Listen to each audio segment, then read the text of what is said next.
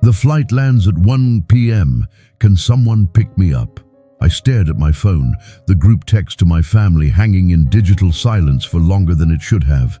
My hand trembled slightly. Whether from the medication or the anxiety, I couldn't tell anymore. The Cleveland airport bustled around me, travelers rushing to reunions while I sat alone.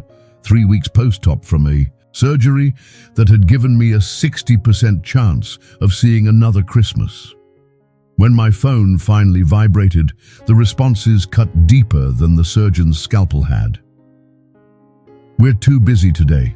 Just call an Uber," wrote Diana, my daughter-in-law of 15 years, the woman whose children I had raised, while she climbed the corporate ladder at Meridian Pharmaceuticals. Then my son Philip, my only child. "Why don't you ever plan anything in advance, Mom?" I felt something crack inside me. Not my recently repaired heart, but something far more vital. 23 days ago, I'd kissed my grandchildren goodbye before flying to Cleveland for experimental surgery, telling everyone it was just a minor procedure to spare them worry. I'd faced the possibility of death alone in a strange city, signed waivers, acknowledging the risks, and woken up in blinding pain with no family member's hand to hold. And now I couldn't even get a ride home from the airport. My fingers hovered over the keyboard. I thought about telling them the truth, about the titanium device now keeping my heart chambers from collapsing, about the nights I'd lain awake listening to the woman in the next hospital bed sob in pain, about the terror of nearly bleeding out on the operating table.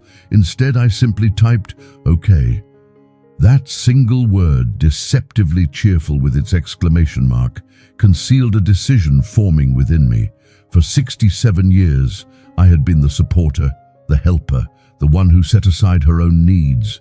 Widowed at 49, I'd poured everything into supporting Philip through law school, babysitting my grandchildren 4 days a week, and even contributing $80,000 toward the down payment on their suburban McMansion. My reward: an Uber suggestion and a reprimand. With hands steadier than they'd been moments before, I opened another text thread, one with Dr. E. Harrison Wells, the renowned cardiologist who had initially consulted on my case before I'd been referred to Cleveland. We developed an unexpected friendship during those preliminary appointments, his kind eyes and attentive manner a stark contrast to the clinical detachment I'd expected from someone of his stature. "Harrison," I typed using his first name as he'd insisted, though it still felt presumptuous. "I know you're in Switzerland for your son's birthday, but I just landed in Atlanta after my surgery in Cleveland, having some transportation issues. Don't worry, I'll figure something out. Hope the celebration is wonderful." I sent it without expecting a response. He was probably still overseas enjoying time with his family, not concerning himself with a 67-year-old widow's transportation problems. My phone rang almost immediately. Pamela, his deep voice with that slight Boston accent, was unmistakable. "Where exactly are you in the airport?" I blinked in confusion. "Terminal B, but stay there. I'm at Terminal C right now, just flew in from Zurich myself." "What a coincidence. You're here in Atlanta." I couldn't keep the disbelief from my voice. "Indeed, I am. Edward's birthday celebration ended yesterday, and I caught the overnight flight. I'm actually waiting for my driver now. We can easily pick you up on the way. Do you have checked luggage?" "Just this carry-on," I said, patting the small suitcase containing 3 weeks of hospital existence. "But Harrison, I can't impose." "Pamela," he interrupted, gently. "You've just had major cardiac surgery. The last thing you need is to struggle with rideshare apps and strange drivers. Text me your exact location. Samuel and I will be there in 15 minutes. After we hung up, I sat in stunned silence. Dr. Harrison Wells, the man who had revolutionized cardiac care, whose research was featured in medical journals worldwide, who had a 6-month waiting list for consultations, was coming to pick me up at the airport like we were old friends. I checked my appearance in my compact mirror and winced. 3 weeks in the hospital had left me pale, with dark circles under my eyes and my silver hair hanging limp around my face. I'd lost 12 lbs I couldn't afford to lose, and my good blouse hung from my shoulders like a child playing dress up. But there was nothing to be done about it now. I applied a touch of lipstick, a small vanity that seemed suddenly important, and waited. True to his word, 15 minutes later, a sleek black Bentley pulled up to the curb outside. The driver, an elegant older man in a crisp uniform, emerged and approached me directly. "Mrs. Hayes, I'm Samuel. Dr. Wells sent me to assist you." Before I could respond, another figure emerged from the car. Tall, distinguished, with silver hair and those penetrating blue eyes that somehow managed to be both authoritative and kind. Harrison Wells wore a casual but impeccably tailored outfit that probably cost more than my monthly pension. "Pamela," he said warmly, taking my hand in both of his, "I've been wondering how the surgery went. Cleveland General has an excellent team, but I've been concerned." The genuine care in his voice nearly undid me after the coldness from my own family. To my horror, I felt tears threatening. Blinking them back, I summoned a smile. "It went as well as could be expected. I'm still here, aren't I?" His eyes narrowed slightly, seeing more than I wanted him to. "Yes, you are, and I'm very glad of that fact." He turned to Samuel. "Please handle Mrs. Hayes's luggage carefully. She's still recovering." As Samuel took my small suitcase, Harrison offered his arm for support. The gesture was so unexpected, so courteously old-fashioned, that I hesitated before placing my hand in the crook of his elbow. "I don't want to be a burden," I murmured as he guided me toward the Bentley. "Pamela," he said, his voice low enough that only I could hear, "you could never be a burden. Now let's get you home, and you can tell me why your family wasn't here to meet you." Something in his tone, a protective edge I'd never heard before, sent an unexpected warmth through me. As Samuel held the door open, I slid into the luxurious leather interior, wondering what my son and daughter-in-law would say if they could see me now. Little did I know that in a few hours their frantic calls would be lighting up my phone, not out of concern for my health, but because they discovered exactly who had come to my rescue when they wouldn't. If this story of family neglect and unexpected connections has touched your heart, make sure to subscribe so you don't miss what happens next. Will Pamela finally stand up to her ungrateful family? And what is the true nature of her relationship with the distinguished Dr. Wells? The journey has just begun. The Bentley glided through Atlanta traffic like a ship through calm waters, insulated from the noise and chaos outside. Samuel navigated with the confidence of someone who knew every shortcut in traffic pattern, while Harrison sat beside me in the spacious back seat, a respectful distance between us. "You didn't answer my question," he said gently as we merged onto the highway, "about your family not meeting you." I smoothed an invisible wrinkle from my skirt. By time, how could I explain without sounding bitter or worse, pitiful? "They're busy people," I finally said. "Philip's a partner at Harrove and Associates. Now Diana's leading some important pharmaceutical campaign at Meridian." Harrison studied me with those penetrating blue eyes that seemed to catch every micro-expression, every evasion. I'd noticed that quality during our consultations, how he listened not just to what was said, but to what wasn't. "I see," he replied, though his tone suggested he saw far more than I'd admitted. "And they couldn't spare 30 minutes to pick up their mother after cardiac surgery." Put so bluntly, it sounded even worse than it was. I felt a sudden, irrational urge to defend them. It was last minute. I didn't give them much notice about my flight. "Because you didn't know when you'd be discharged," he countered smoothly. "That's how hospitals work. Surely they understood that." I turned to look out the window, watching the familiar landmarks of Atlanta pass by. I didn't exactly tell them it was cardiac surgery, I admitted quietly. I said it was a minor procedure. Pamela, just my name, but filled with gentle reproof. "The experimental valve reinforcement you underwent is anything but minor. Why would you downplay something so serious?" The question hung between us. Why, indeed? The answer was complicated, tied to years of not wanting to be a burden, of making myself smaller to fit into the corners of my family's busy lives. They have their own concerns, I said finally. Diana's been trying to land some important partnership for Meridian. Philip's working on a big case. The kids have their activities. I didn't want to disrupt everything with my problems. Harrison shook his head slightly. Your problem was life-threatening heart failure. That's not a disruption. That's a family emergency. His directness was both refreshing and unsettling. For years, I'd constructed elaborate justifications for my family's neglect, each one more hollow than the last. May I ask you something personal?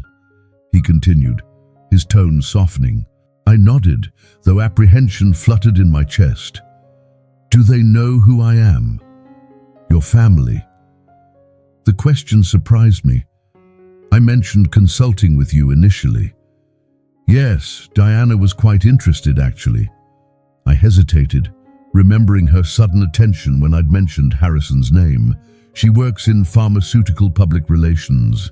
I think your endorsement means a lot in her industry. Something shifted in his expression, a tightening around the eyes, a slight compression of his lips. Ah, and did she ask you to make an introduction? She hinted at it, I admitted, feeling suddenly uncomfortable. But I wouldn't impose on our professional relationship that way. He smiled then, the tension dissipating. Our relationship has evolved beyond purely professional. I think we've had 7 or 8 conversations about everything from cardiac health to Italian opera. I consider you a friend, Pamela. Friend, the word warmed something long cold inside me. When had I last made a new friend?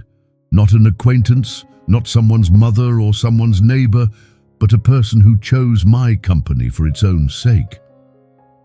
I consider you a friend too, I said softly. Which is why I wouldn't use that. Friendship for Diana's professional gain. He reached over and briefly touched my hand, a gesture so unexpected that I nearly gasped. His fingers were warm, the touch light, but somehow anchoring. Your integrity is refreshing, he said. Now tell me about the surgery. Did Dr. Levinson use the titanium mesh reinforcement or the newer polymer blend? For the remainder of the drive, we discussed my procedure in detail. Harrison explaining aspects the Cleveland doctors hadn't fully clarified.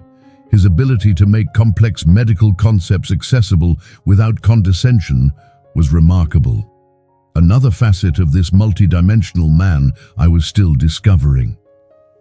As we approached my modest suburban home, I felt a strange reluctance, the thought of returning to my empty house, to the silence and solitude that had been my constant companions since Thomas died 18 years ago, suddenly seemed unbearable after these moments of connection. Would you like Samuel and me to help you get settled?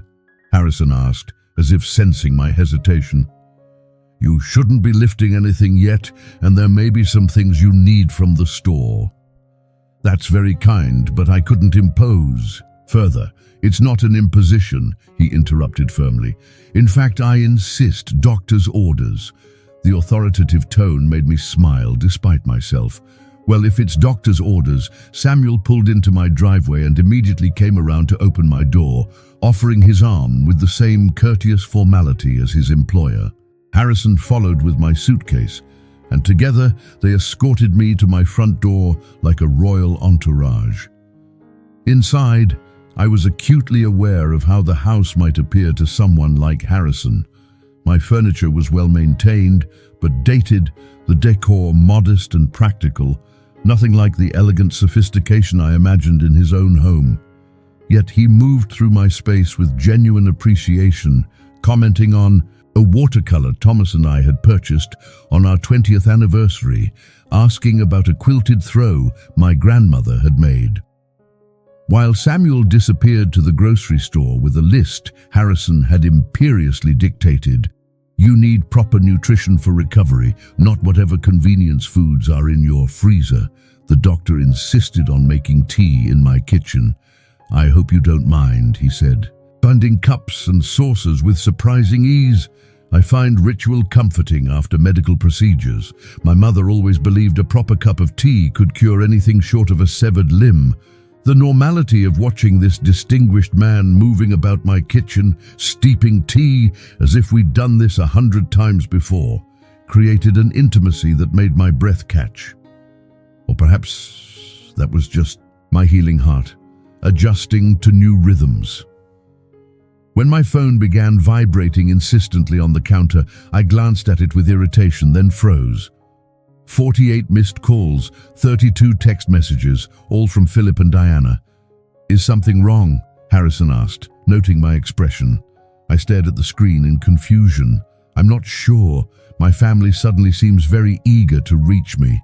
As I unlocked the phone, a new notification appeared, a social media alert. With growing disbelief, I opened it to find a photo posted by Harrison an hour ago.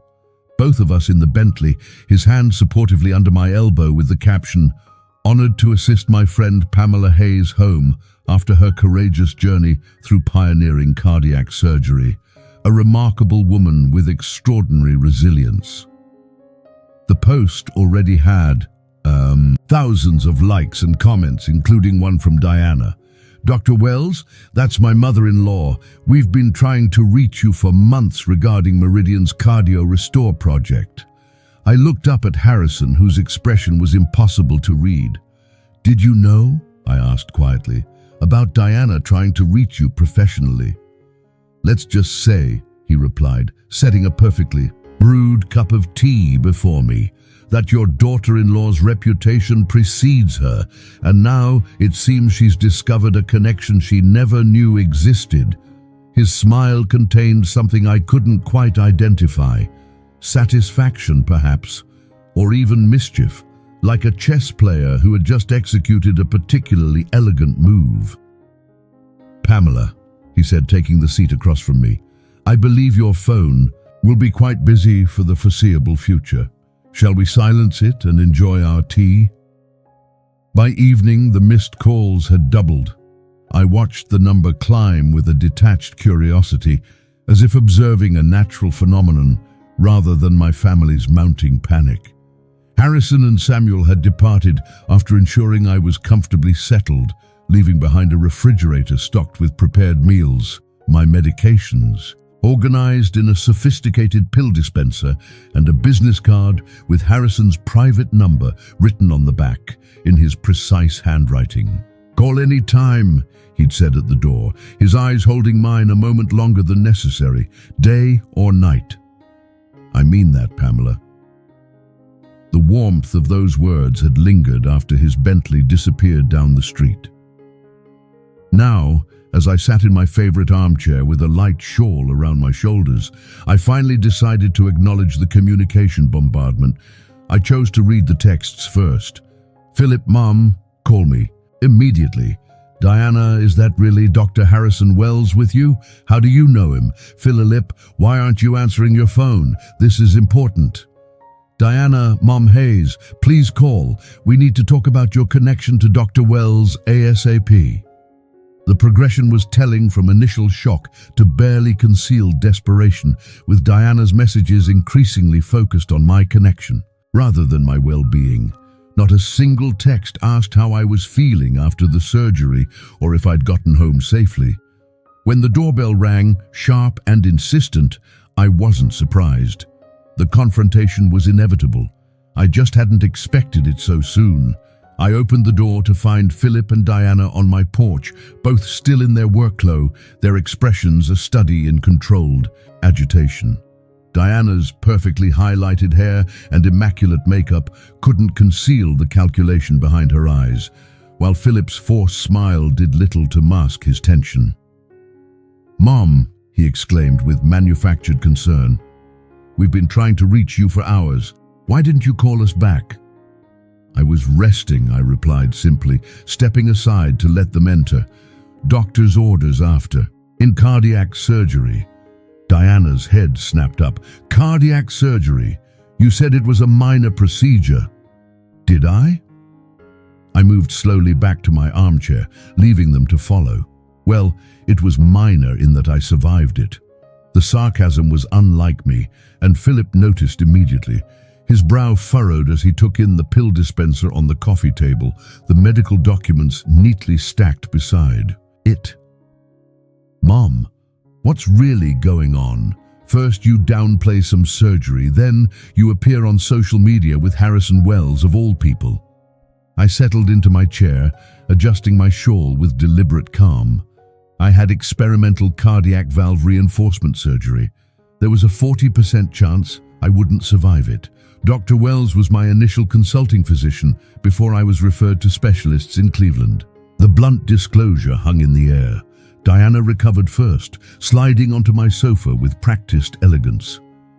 "Why didn't you tell us it was so serious?" she asked, her voice modulated to convey concern, though her eyes kept darting to the pill dispenser as if it might contain clues about Harrison. "Would it have mattered?" I countered quietly. "You were too busy to pick me up from the airport after knowing I'd had surgery. Would knowing it was high risk have changed anything?" Philip at least had the grace to look ashamed. "Of course it would have. We would have been there if we'd known." "Would you?" I interrupted, surprising myself with my directness. "The way you were there for my knee replacement last year when you visited for 15 minutes between meetings. Or the way you were there when I had pneumonia by sending flowers rather than checking on me in person." My son's face flushed.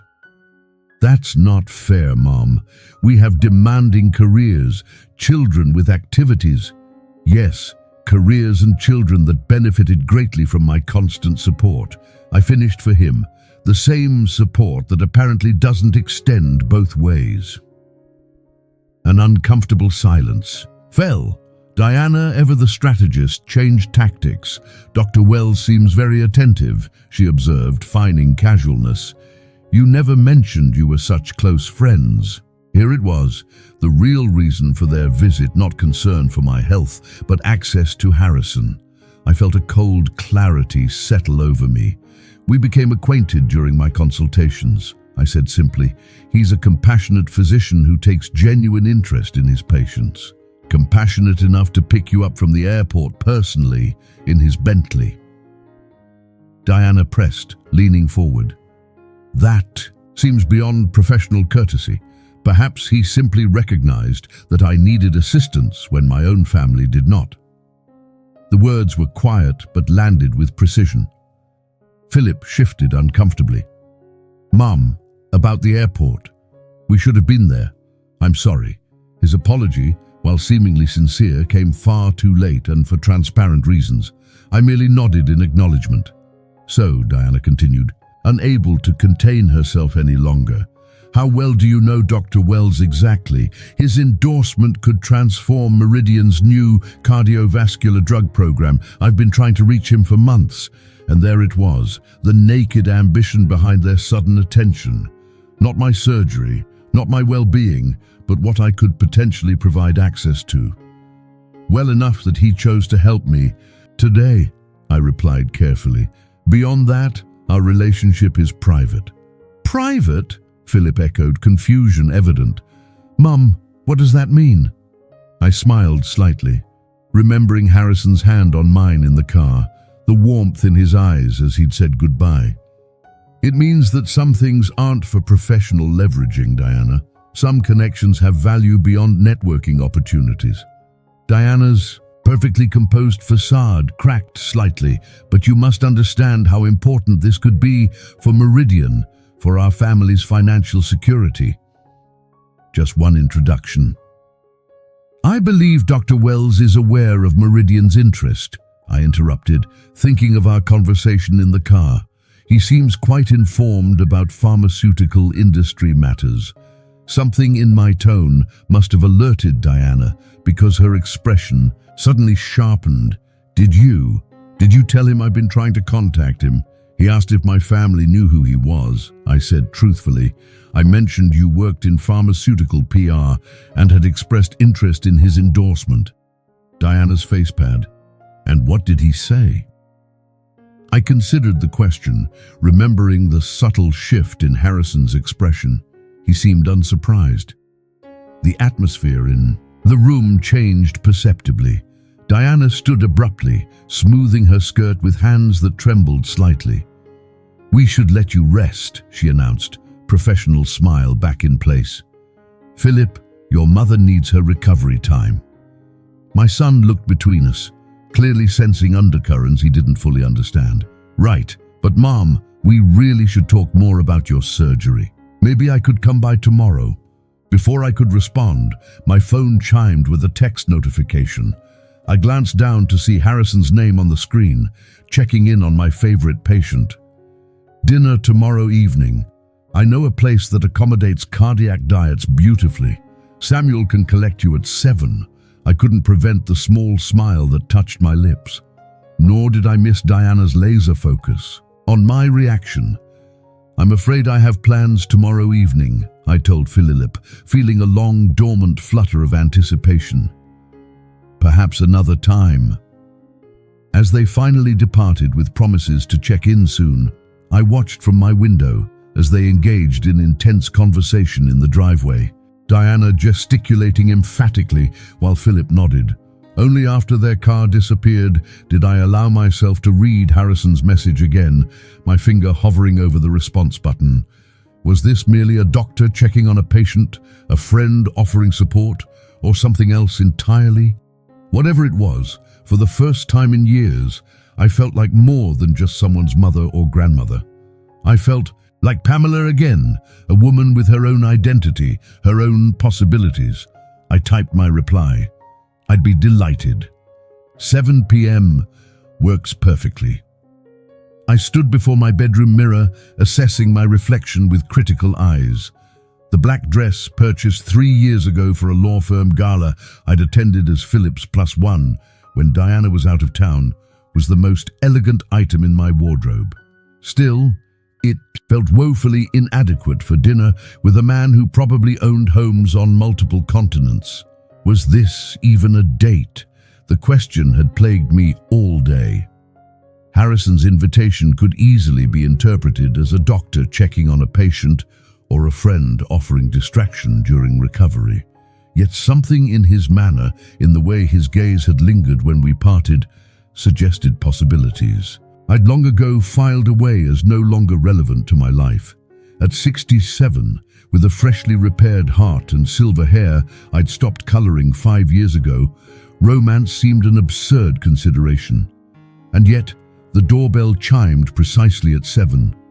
I took a steadying breath, applied a final touch of the coral lipstick that Thomas had always said brought out the warmth in my complexion, and made my way to the door. Samuel stood on my porch, impeccable in his uniform. "Good evening, Mrs. Hayes. The doctor is waiting in the car." "Thank you, Samuel." I retrieved my wrap and small evening purse, locking the door behind me.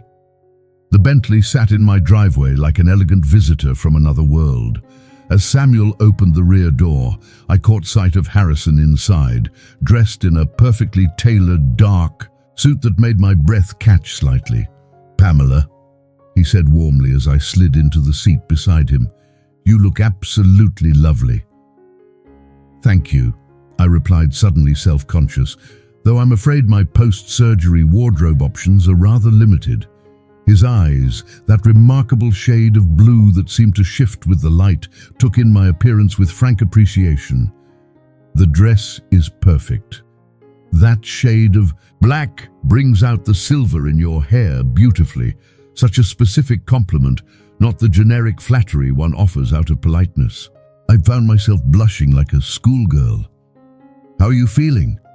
he continued as Samuel pulled away from my house. "Any discomfort?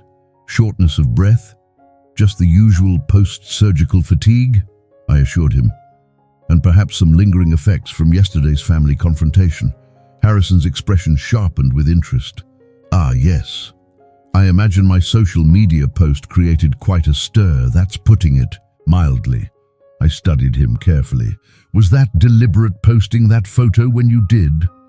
A smile played at the corners of his mouth. Let's just say I've learned that sometimes a strategic revelation can clarify complex situations rather efficiently. You knew exactly who Diana was, didn't you? The question had bothered me since yesterday. Harrison was quiet for a moment, looking out at the Atlanta skyline as we approached downtown. Your daughter-in-law has something of a reputation in pharmaceutical circles, he finally said, particularly among physicians whose endorsements are actively sought. What kind of reputation? I asked, though I suspected I already knew. The kind that prioritizes connections over content, he replied diplomatically. Meridian's Cardio Restore drug has potential, but their clinical trials have shown mixed results at best. What they need is more research, not more marketing. I processed this information, piecing it together with Diana's desperate attempts to reach him and her persistent efforts to contact you. 17 emails to my office in the past 4 months, he confirmed. 6 attempted approaches at medical conferences, 2 invitations to speak at Meridian-sponsored events, all declined by my staff. Yet you never mentioned this when I told you about my family, I noted. His gaze returned to me, surprisingly gentle. I didn't want to taint your family relationships with my professional judgments. Although, he paused, I admit I was curious about the connection when you first mentioned your daughter-in-law worked for Meridian. I just didn't anticipate finding Diana Reynolds was your family member. The use of Diana's full name confirmed he'd known exactly who she was all along. A small part of me wondered if his initial interest in me had been influenced by this connection, but I immediately dismissed the thought. Harrison had been kind to me long before learning my family details. The Bentley glided to a stop before a discreet building I didn't recognize. No prominent signage, just an elegant doorman who nodded respectfully as Samuel opened our door. The Claremont, Harrison explained, offering me his arm. A private dining club. I think you'll find it comfortable, quiet enough for conversation. Excellent food tailored to any dietary needs. The interior was a study in understated luxury, rich wood paneling, subdued lighting from crystal fixtures, and well-spaced tables ensuring privacy. The maitre greeted Harrison by name, leading us to a secluded corner table with views of the Atlanta skyline, now glittering with evening lights. Dr. Wells, so wonderful to have you back, Mrs. Hayes. Welcome to the Claremont. I noted with interest that no explanation of my relationship to Harrison seemed necessary. Was I assumed to be a patient, a colleague, something else entirely? Once seated, Harrison ordered for both of us with a confidence that should have felt presumptuous, but somehow didn't. A selection of heart-healthy options that still managed to sound delicious, paired with a non-alcoholic sparkling beverage that arrived in champagne flutes. To new beginnings, he said, raising his glass, and unexpected connections. I touched my glass to his, studying the distinguished face across from me. At what my daughter-in-law would call a mature 70, Harrison Wells bore his age with the confidence of a man who had accomplished much and regretted little. The lines around his eyes spoke of both laughter and concentration, his hands of skilled work and precise movements. May I ask you something personal? I ventured, after we'd begun our first course. Of course. Why did you respond to my text yesterday? You must have dozens of patients with far more serious conditions than mine. He considered the question thoughtfully. Do you know what attracted me to cardiology, Pamela? The apparent non sequitur caught me off guard. No, I don't. The heart is remarkable, resilient yet vulnerable, constantly adapting, utterly essential, yet often taken for granted. His gaze held mine. In my 40 years of practice, I found that people with the strongest hearts, physically speaking, are not always those with the most meaningful lives. And those with damaged hearts often possess the greatest capacity for genuine connection. And which category do I fall into? I asked, my voice softer than intended. You, he replied without hesitation.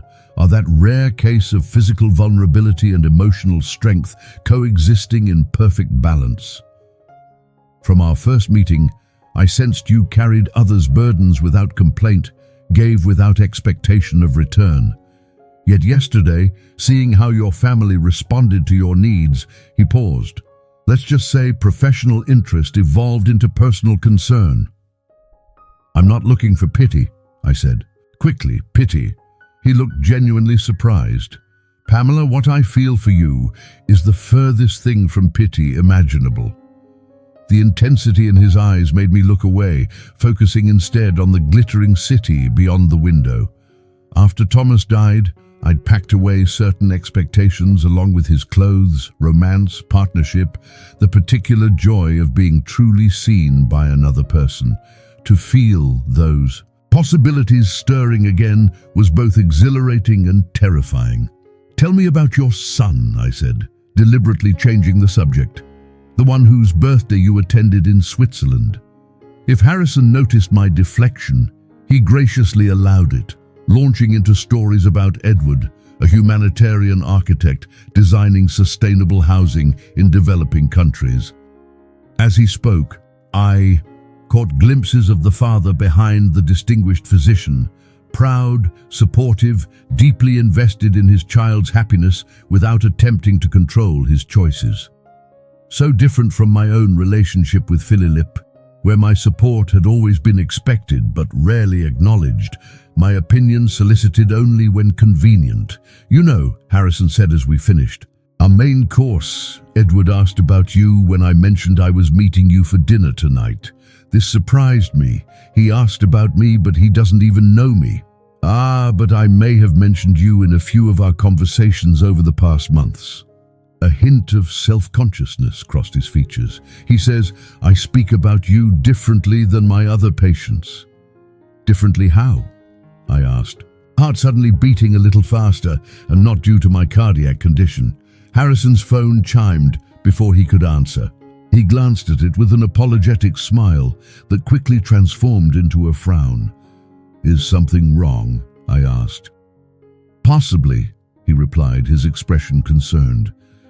It's from my office. A patient having complications. He hesitated. Pamela, I hate to cut our evening short, but you need to go. I finished for him. Of course, your patients need you. Relief and regret mingled in his expression. Samuel will see you home safely. May I call you tomorrow? I'd like that, I said, surprised by my own boldness. As he rose to leave, Harrison did something unexpected. He leaned down and pressed a gentle kiss to my cheek, his hand lightly touching my shoulder. This evening meant a great deal to me, he said quietly, more than I can properly express with a medical emergency waiting. But we'll continue our conversation very soon. After he departed, I sat momentarily stunned, my fingertips touching the spot where his lips had brushed my skin. Samuel appeared discreetly at my side a few minutes later. Dr. Wells asked me to ensure you enjoy dessert before taking you home, Mrs. Hayes. He specifically recommended the creme brulee. It's heart-healthy, apparently. I smiled at this small, thoughtful detail, Harrison making sure I didn't feel abandoned despite his necessary departure. As I savored the delicate dessert, my phone chimed with a text notification. Expecting Harrison, I was surprised to see Diana's name instead. Just heard Dr. Wells had to leave Claremont for emergency. Didn't know you were dining there tonight. We need to talk about your relationship with him. It's crucial for Meridian's future. Breakfast tomorrow. I set the phone down slowly. Appetite suddenly diminished. How had Diana known where I was dining? Who had told her about Harrison's departure? The evening that had felt like a magical departure from my ordinary life suddenly seemed more complicated, threaded with agendas and surveillance I didn't fully understand. As Samuel drove me home later, I gazed out at the night-darkened streets, wondering exactly what I had stumbled into and whether my newly repaired heart was strong enough to handle whatever came next. Diana arrived at my house the next morning with a designer coffee carrier and a pink bakery box, her version of a peace offering.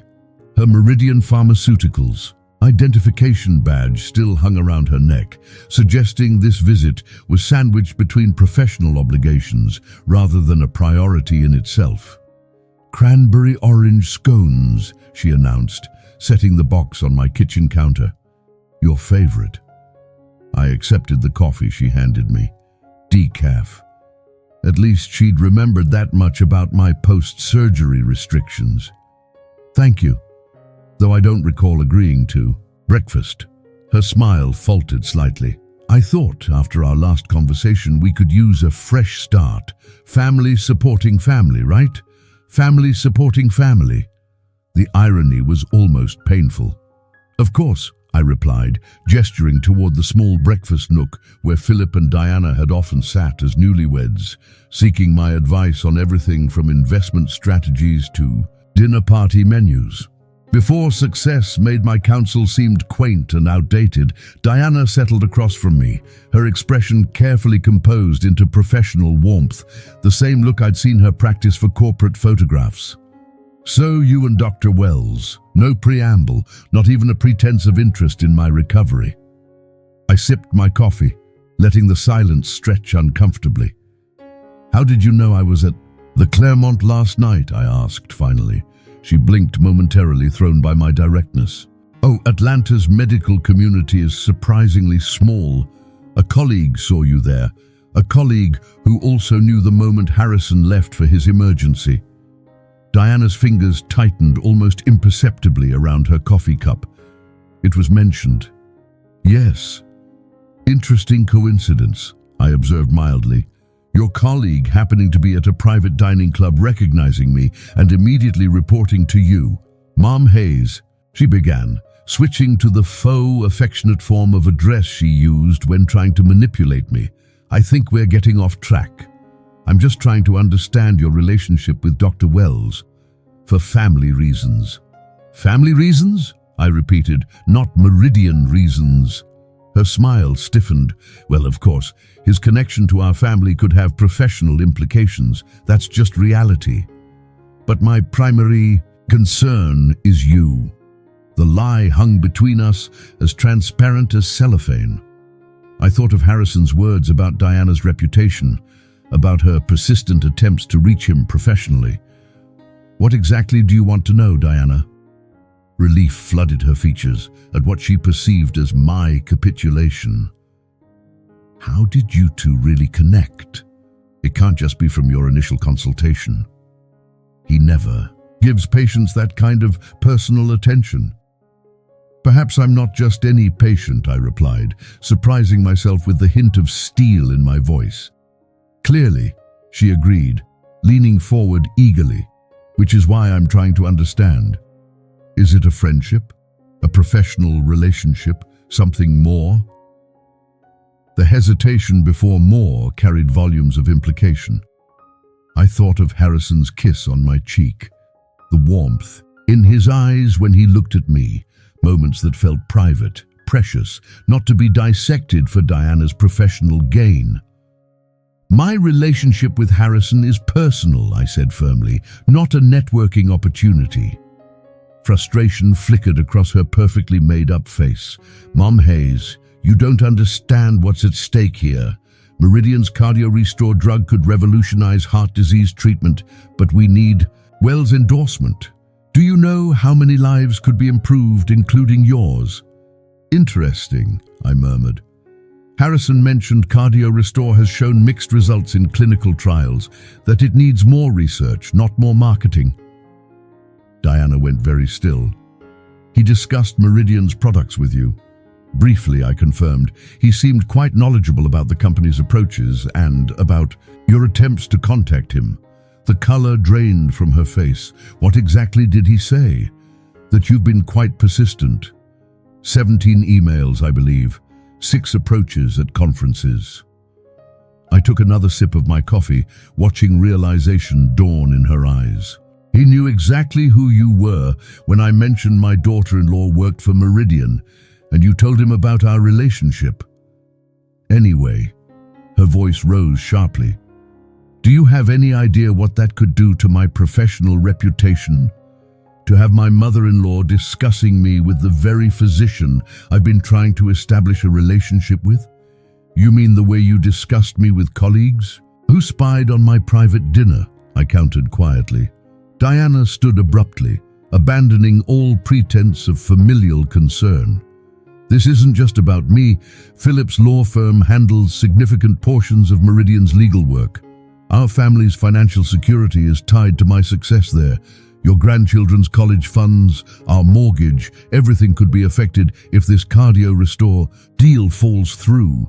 So that's why you're suddenly interested in my friendship with Harrison, I said, the pieces finally clicking into place. Not concerned for my well-being after surgery, but fear that I might damage your professional ambitions. That's not fair, she protested, though her expression betrayed her. Family and business are naturally intertwined. I thought you understood that. I thought of all the times I'd rearranged my life to accommodate their careers. The countless hours babysitting so Diana could attend networking events. The family gatherings scheduled around their professional commitments. The emotional support offered without expectation of reciprocity. I understand perfectly, I said, rising with as much dignity as my still healing body allowed. I understand that my value to this family has always been measured by what I can provide, not who I am. That's not true. But her denial lacked conviction. We appreciate everything you do. Everything I do, I echoed. Not who I am. There's a difference, Diana. My phone chimed from the counter, Harrison's distinctive tone. Diana's gaze darted toward it immediately, naked calculation replacing her previous dismay. You should answer that, she said, professional smile back in place, and perhaps mentioned that we were just having a lovely family breakfast, that I was checking on your recovery. The transparent attempt at damage control might have been amusing if it weren't so sad. I moved to retrieve my phone, glancing at the message. Good morning, Pamela. Apologies. Again, for our interrupted evening. Patient stabilized. Would you consider accompanying me to the Symphony Gala this Saturday? Black tie affair, benefiting cardiac research. Samuel can help with arrangements if you're interested. A formal event in public as Harrison's companion. The implications made my newly reinforced heart flutter in a way that probably wasn't medically advisable. Well, Diana prompted, trying to sound casual, what does the good doctor want? I slipped the phone into my pocket without responding. I think our breakfast is concluded, Diana. Please give my love to Philip and the children. Her expression hardened. So that's how it's going to be. You'll prioritize some new relationship over your family's needs? No, I corrected her gently. I'm finally prioritizing my needs alongside my family's. It's an adjustment for all of us, I imagine. After she left, bakery box abandoned, coffee barely touched. I stood in my kitchen feeling strangely light, despite the confrontation. For decades, I'd measured my worth by what I could give to others, particularly my family. The possibility of choosing something for myself, of exploring a connection that existed outside those well-worn channels of obligation, felt simultaneously terrifying and exhilarating. I reread Harrison's message, then typed my reply. I would be delighted to attend, though I should warn you, my presence as your companion will likely spark certain professional overtures from Meridian Pharmaceuticals. His response came almost immediately. I'm counting on it. Some situations benefit from direct confrontation in the proper setting. Besides, I'm rather looking forward to seeing you in formal attire. You were stunning in simple black. I can only imagine what you might choose for a gala. I felt a blush warm my cheeks, ridiculous at my age. Another text followed quickly. Samuel will arrange for suitable options to be delivered for your selection, unless you'd prefer to shop yourself. Either way, the expense is handled. Consider it part of your cardiac rehabilitation program. Doctor's orders. I laughed aloud at his audacity, then sobered as I realized the implications. Saturday's gala would make whatever was developing between Harrison and me publicly visible. Diana would undoubtedly be there representing Meridian. The pharmaceutical world would note Harrison Wells arriving with an unknown woman, a woman connected to Diana Reynolds, who had been unsuccessfully pursuing his professional attention for months. I was stepping onto a stage I hadn't chosen, becoming a player in a drama whose full script I didn't possess. Yet, despite the uncertainty, I felt more alive than I had in years. My finger hovered over the keyboard momentarily before I typed. I'll accept Samuel's assistance with attire options. But Harrison, I need to understand, is this invitation personal or strategic? His reply made my breath catch. Both, but the personal far outweighs the strategic. The gala merely provides a convenient setting for addressing several matters simultaneously, most importantly, the pleasure of your company.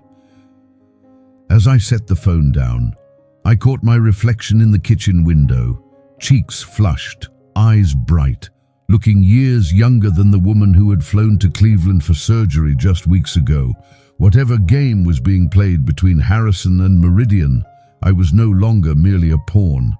I was becoming a queen on this chessboard with moves and power all my own. And Saturday night would be my opening gambit. The stakes are rising as Pamela discovers she's caught between pharmaceutical power plays and unexpected romance. Will the Symphony Gala bring confrontation or connection? And what are Harrison's true intentions toward both Pamela and Meridian? Comment where you're watching from and subscribe. Now to see what happens next in this thrilling story of late life empowerment. Too matronly, I murmured, turning away from my reflection in the full-length mirror.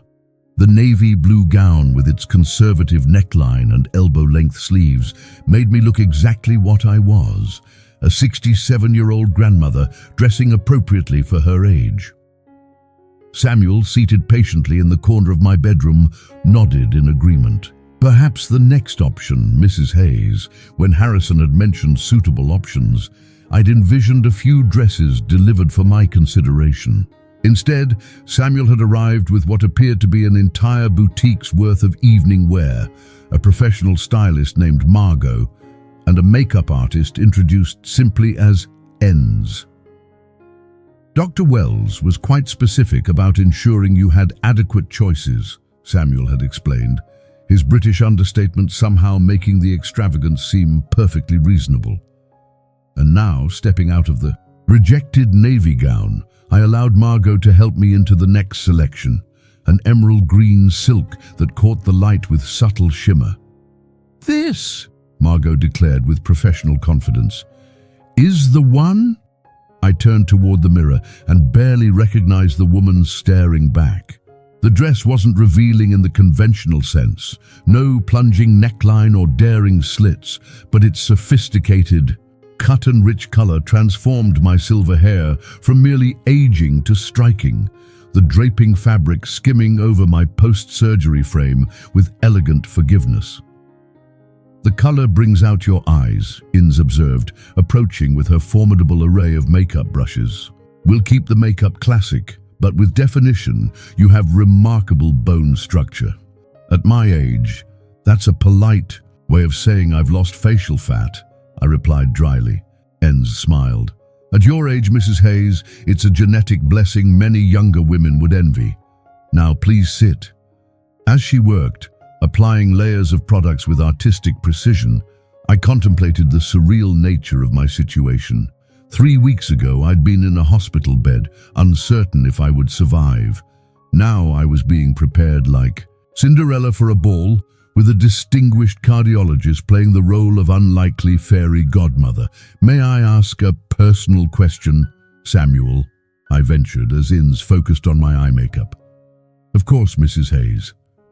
His tone remained professionally neutral. "Has Dr. Wells ever sent you to assist other patients this way?" A barely perceptible pause. "Dr. Wells has always shown exceptional concern for his patients. In comfort, That doesn't quite answer my question, I noted. This time, Samuel's hesitation was more pronounced. Dr. Wells values his privacy, as I'm sure you understand. I do, I conceded, but I find myself in an unusual situation. Attending a major social event with a man I barely know, yet who has shown extraordinary interest in my welfare. It's natural to wonder where I stand. Samuel's expression softened slightly without violating confidences. Mrs. Hayes, I can say that in 15 years of service, I have never seen the doctor take such a personal interest in a patient's well-being. Nor have I been dispatched with a styling team and specific instructions about ensuring someone feels, as he put it, as extraordinary as she truly is. The simple statement warmed me more than any flowery declaration could have. Before I could respond, Enns declared her work complete and turned my chair toward the mirror. The woman looking back at me was still unmistakably 67, with lines earned through decades of laughter and worry, but she was also undeniably elegant. Her silver hair swept into a sophisticated updo, her makeup enhancing rather than masking her features. "One final touch," Margot said, approaching with a velvet box. Dr. Wells selected these himself. Inside lay a pair of teardrop emerald earrings, simple yet unmistakably valuable, suspended from delicate platinum settings. "I couldn't possibly," I began. "Dr. Wells anticipated your objection," Samuel interjected smoothly. "He asked me to assure you these are merely on loan from the jeweler for the evening, though he did mention they could become a gift if you found them pleasing." The thoughtfulness of the gesture, providing luxury without presumption or pressure, touched me deeply. Harrison had somehow intuited both my discomfort with extravagance and my desire to feel beautiful again after weeks of medical indignities. When the doorbell rang precisely at 7, I felt a flutter of nerves that had nothing to do with my cardiac condition. Samuel excused himself to answer, while Margot made final adjustments to my dress. "Remember," she instructed, small steps in these heels. Shoulders back, chin slightly lifted. "You are not apologizing for occupying space, Mrs. Hayes. You are claiming it, claiming space. After decades of making myself smaller to accommodate others, the concept felt revolutionary." I descended my modest staircase to find Harrison waiting in my living room, resplendent in a perfectly tailored tuxedo that made him look like he'd stepped from the pages of a luxury magazine. When he turned and saw me, the expression that crossed his face, a mixture of appreciation and something deeper, more personal, made every minute of the afternoon's preparations worthwhile. "Pamela," he said softly, approaching to take both my hands in his, "you look absolutely breathtaking." "The team you sent worked minor miracles," I demurred.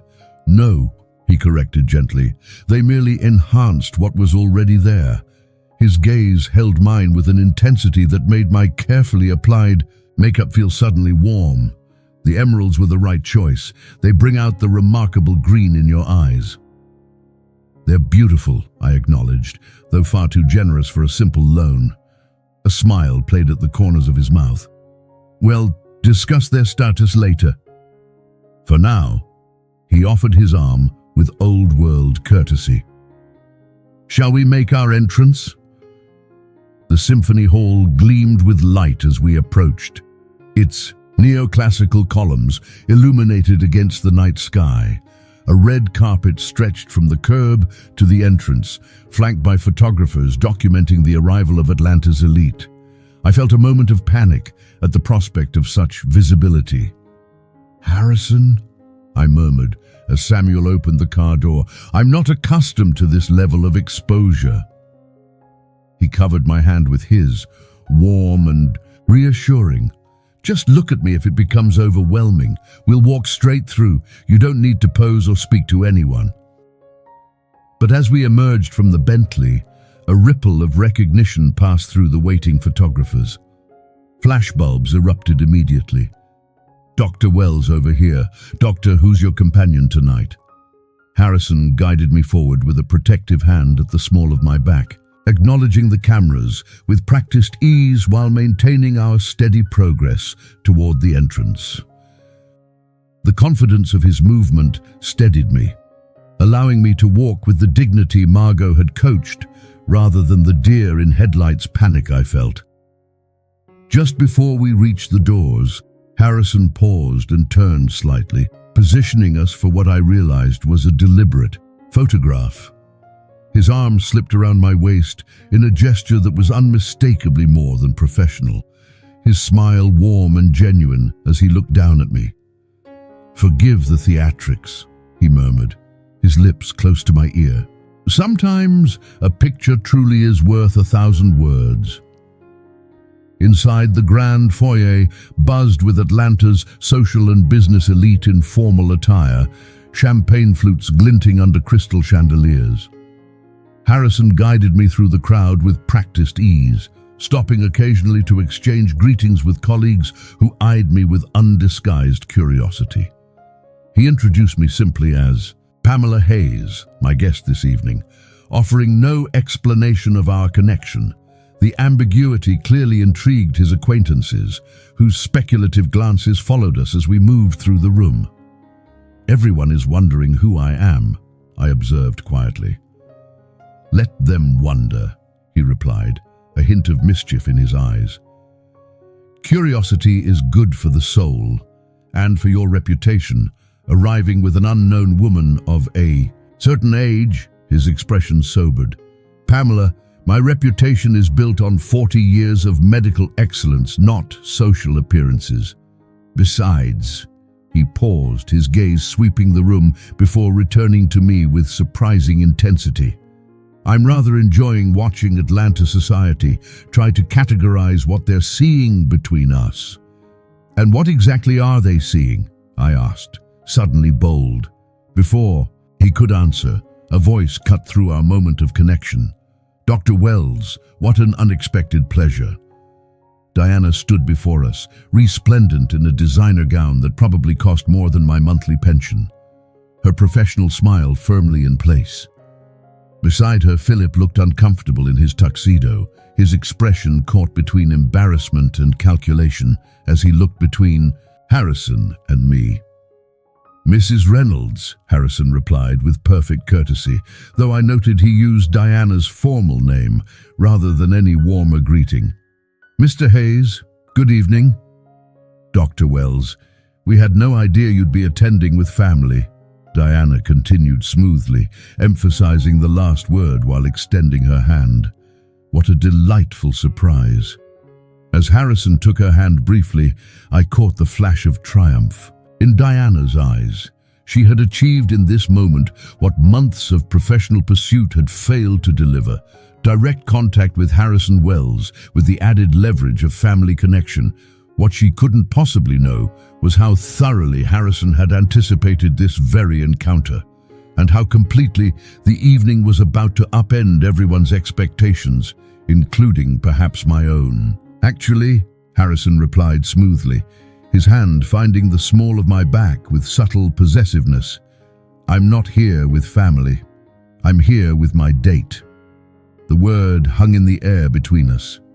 Date. Simple, unambiguous, and utterly shocking to Diana, whose professional smile faltered visibly. "Your date," she repeated, eyes darting between us as if trying to solve a particularly complex equation. "Yes," Harrison confirmed, his tone pleasantly conversational despite the small bomb he just detonated. "Pamela and I have been getting to know each other over the past weeks. When I learned she was recovering from cardiac surgery, it seemed the perfect opportunity to invite her to an event benefiting heart research." Philip stared at me as if I'd suddenly sprouted wings. "Mom, you never mentioned you were dating Dr. Wells." "There are many things I don't mention, Philip," I replied, finding unexpected confidence in Harrison's steady presence beside me, my personal life being foremost among them. Diana recovered quickly, her PR training reasserting itself. "Well, this is simply wonderful. Family connections becoming personal connections." She turned her megawatt smile on Harrison. "Dr. Wells, I've been hoping for an opportunity to discuss Meridian's Cardio Restore program with you.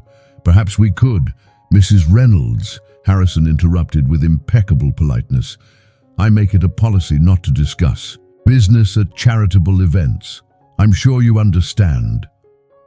"Of course," Diana backpedaled smoothly. "Though as family now, we're not family, Mrs. Reynolds," Harrison corrected, his tone remaining pleasant but taking on a subtle edge. "I am enjoying a personal relationship with Pamela. That relationship does not extend to professional connections with her relatives." The brutal clarity of his boundary setting left Diana momentarily speechless, a condition I'd rarely witnessed in my ambitious daughter-in-law. Philip, ever the attorney, attempted to salvage the increasingly awkward exchange. "Dr. Wells, we're simply surprised by this development. My mother has been through a serious medical procedure and we're naturally concerned about her well-being." "Are you?" Harrison asked. "Mildly.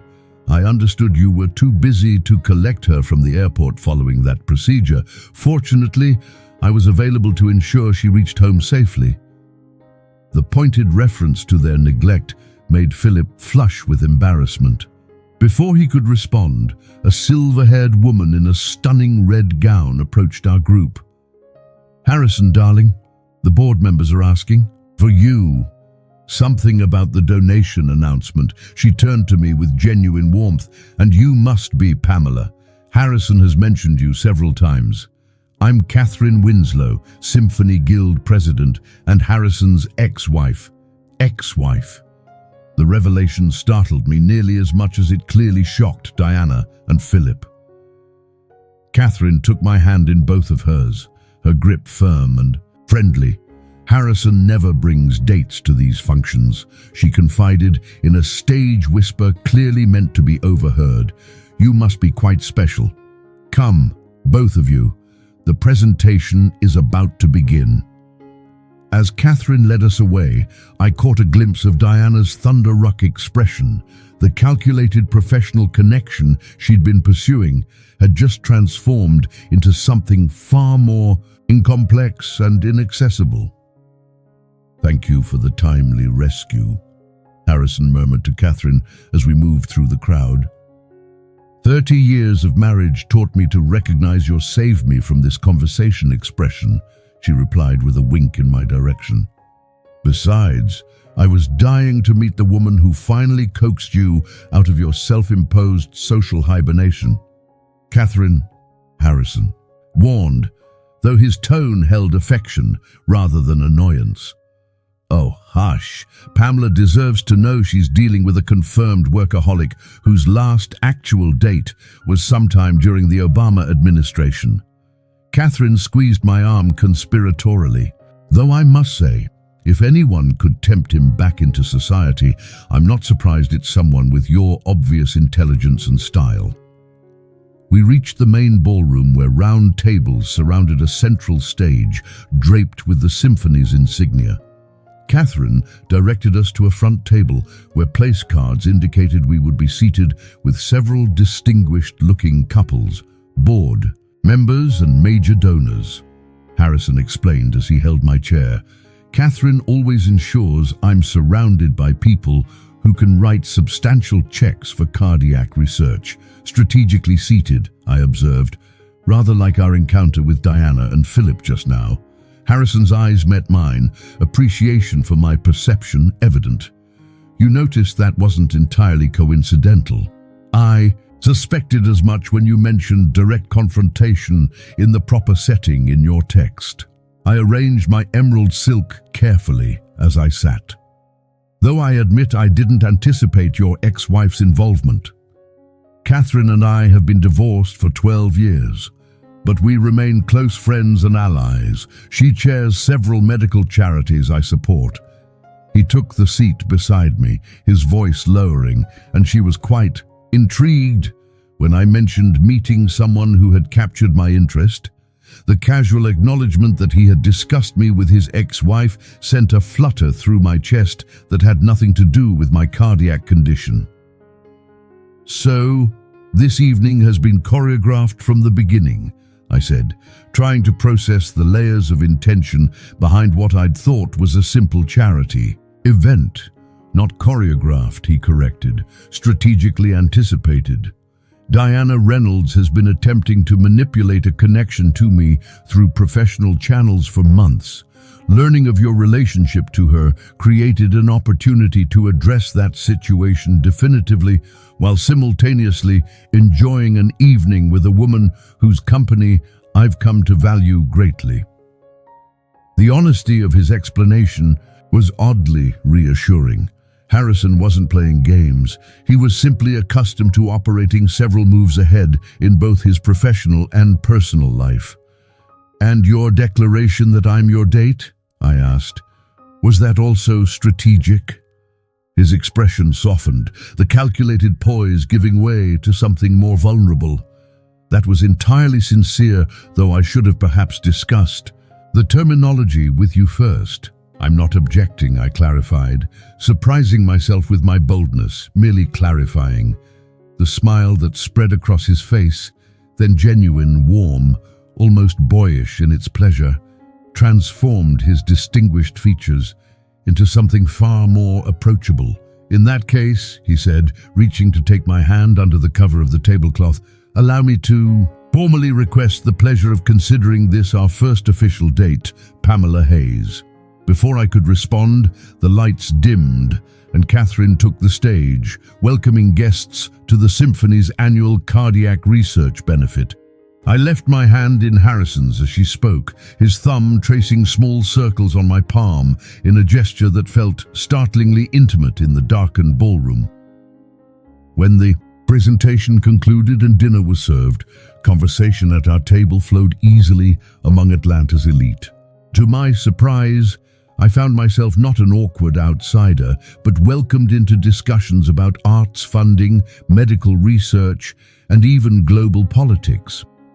Harrison frequently drew me into conversations, valuing my opinions in a way that made me realize how long it had been since anyone had truly listened to my thoughts on matters beyond family logistics.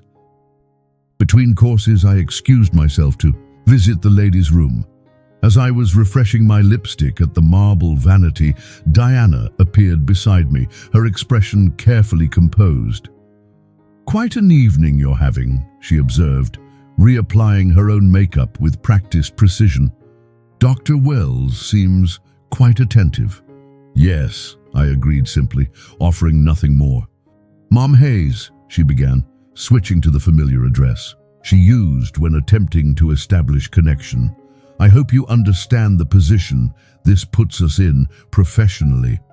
My relationship with Meridian is complicated, and having my mother-in-law dating a key industry influencer creates certain expectations."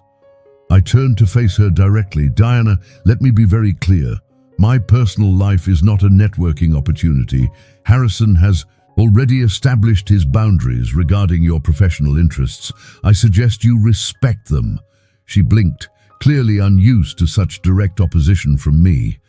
"I'm just trying to navigate a delicate situation. Surely you can understand that." "What I understand," I replied, maintaining eye contact, "is that for years my value to this family has been measured by what I could provide: childcare, financial support, emotional labor. Now that I've developed a connection that exists entirely outside those parameters, your primary concern is how to leverage it for your benefit." Color rose in her cheeks. "That's unfair. We care about you." "Do you?" I interrupted gently. "When was the last time you asked about my recovery, my pain levels, my medication schedule? When was the last time you visited just to see how I was feeling rather than to discuss Harrison?" Her silence was answer enough. "I'm not angry, Diana," I continued, softening my tone. "I'm just finally recognizing patterns I've enabled for too long. Whatever develops between Harrison and me is separate from my relationship with you and Philip. I hope you can respect that distinction." As I turned to leave, Diana's voice stopped me, smaller and more genuine than I'd heard in years. "He really likes you, doesn't he? It's not just I mean, you're older, less polished. Not the type of woman you'd expect to see with someone like him, I supplied without rancor. She had the grace to look embarrassed. I didn't mean yes, you did. And it's all right. I adjusted my emerald earring, remembering Harrison's appreciative gaze earlier. Sometimes the most valuable things aren't obvious at first glance in medicine, in business, and in relationships. I returned to the table to find Harrison in conversation with the symphony conductor about cardiac rhythms and musical time signatures. A discussion so perfectly aligned with both their interests that I couldn't help but smile. He looked up as I approached, his expression brightening in a way that made my heart flutter in defiance of all cardiac wisdom. As he rose to hold my chair, his hand brushed mine with deliberate intent. "Everything all right?" he murmured. "Better than all right," I replied, realizing with sudden clarity that it was true. "I think I'm finally learning to claim my space." The symphony's performance washed over me in waves of sound and emotion. Tchaikovsky's Romeo and Juliet, with its soaring themes of love battling against all odds. I'd attended concerts with Thomas in this very hall years ago, but tonight the music resonated differently, vibrating with new possibilities I'd long ago filed away as no longer relevant to my life. Harrison sat beside me, his profile noble in the dim light, one hand resting lightly on the armrest between us. Occasionally his fingers would brush mine, not by accident I was certain, but with deliberate intent. Each small contact sent awareness shimmering through me, a sensation both exhilarating and terrifying at 67. When the final crescendo faded and the hall erupted in applause, he leaned close, his breath warm against my ear. "The reception continues in the grand atrium. There will be dancing. Would you care to join, or would that be too taxing after your surgery?" "My cardiologist cleared me for light exercise," I replied with newfound boldness. "I believe a waltz qualifies." His smile, private, intimate, meant only for me, crinkled the corners of his eyes in a way that made him look younger and more approachable. "Then, may I have the honor of this dance, Pamela Hayes?" The grand atrium had been transformed during the concert, its marble floors cleared for dancing, a small orchestra positioned on a raised platform at one end. Crystal chandeliers cast a golden glow over elegantly dressed couples, already beginning to sway to a Strauss waltz. Harrison led me to the edge of the dance floor, his hand warm and secure at the small of my back. "It's been some time since I've done this," he confessed. "Medical conferences rarely feature ballroom dancing." "It's been even longer for me," I admitted. "Not since Thomas's retirement party, and that was nearly 20 years ago." "Then we shall be rusty together." He turned to face me, one hand extended in formal invitation. "Shall we?" As his arm slipped around my waist and my hand settled on his shoulder. The years fell away. Our bodies found the rhythm with surprising ease, muscle memory engaging, despite the decades since either of us had properly danced. Harrison led with quiet confidence, guiding me through the swirling couples with the same precision he likely brought to the operating room. "You're quite good at this," I observed as he executed a perfect turn that made my emerald silk flare elegantly. "As are you," he countered. "Another hidden talent to discover." "At my age, most talents are well established rather than hidden," I replied. His arm tightened slightly around my waist. "I disagree. I suspect you have depths yet unpals you've set aside for far too long." The directness of his gaze made me glance away, suddenly aware of other couples watching us with undisguised curiosity. "We're attracting attention." "Good," he said simply. "Let them see." "See what exactly?"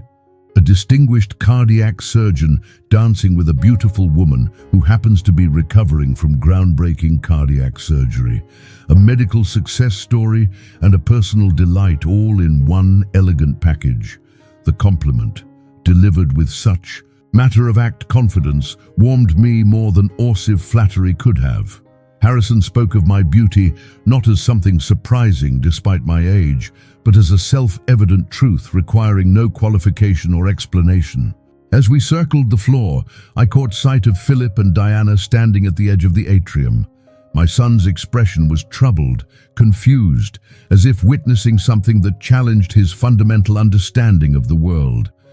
Diana's face was more complex, calculation and re-evaluation clearly wearing with lingering traces of disbelief. "Your family seems rather disturbed by our dancing," Harrison noted following my gaze. "Particularly your daughter-in-law." "Diana is reassessing her strategic position," I replied. "She's realizing that her carefully constructed professional approach has been outmaneuvered by forces she didn't anticipate, such as a genuine connection between two people that has nothing to do with pharmaceutical endorsements or career advancement." Harrison's eyes crinkled with appreciation. "You understand the game board quite clearly. I've been watching from the sidelines for years," I said. "Just because I wasn't playing doesn't mean I wasn't learning the rules." The music shifted to a slower tempo, and Harrison drew me slightly closer, still maintaining perfect propriety, but creating a more intimate space between us. "And now that you've entered the game, I'm discovering I enjoy it more than I expected," I admitted. His thumb traced small circles where his hand rested at my waist, a gesture hidden from observers, but electrifying in its intimacy. "And what of your partner in this particular match?" "He seems exceptionally skilled," I replied, matching his playful tone, though his ultimate strategy remains somewhat mysterious. Harrison chuckled, the sound vibrating through his chest where our bodies nearly touch. Perhaps his strategy is simply to enjoy each move for its own sake, rather than focusing solely on the end game. The wisdom in this philosophy, so contrary to the calculated maneuvering I'd observed in Diana's professional life and Philip's legal career, struck me with unexpected force. How long had it been since I'd truly lived in the moment, experiencing joy without calculating its cost or anticipating its end? As the dance concluded, Harrison kept hold of my hand, leading me toward the terrace doors. Some fresh air, perhaps. The spring evening is quite mild. The terrace overlooked the city skyline, Atlanta's towers glittering against the night. Only a few other guests had ventured outside, giving us relative privacy as we strolled to the stone balustrade. "You're trembling," Harrison observed, immediately removing his jacket and placing it around my shoulders. The garment carried his scent, subtle cologne, fine wool, and something uniquely him that I couldn't name, but found inexplicably comforting. "Just a slight chill," I lied.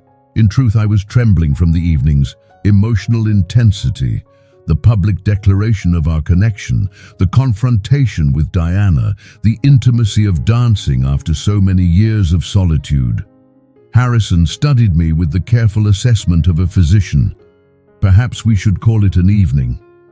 Your recovery is still progressing, and I wouldn't want to overt tax you."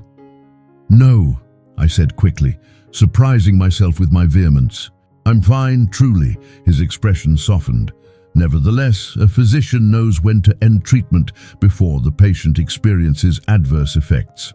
We've accomplished what we set out to do this evening, which was," I prompted, "to establish certain truths publicly." He replied, "That you and I have a personal connection independent of professional considerations, that your daughter-in-law's attempts to leverage family relationships for business advantage are unwelcome, and most importantly," he paused, his gaze holding mine with unexpected vulnerability, "that a distinguished widow and a workaholic surgeon might find unexpected companionship in their so-called twilight years." The phrase "so-called" wasn't lost on me. His subtle rejection of the notion that our age somehow diminished the significance of what was developing between us.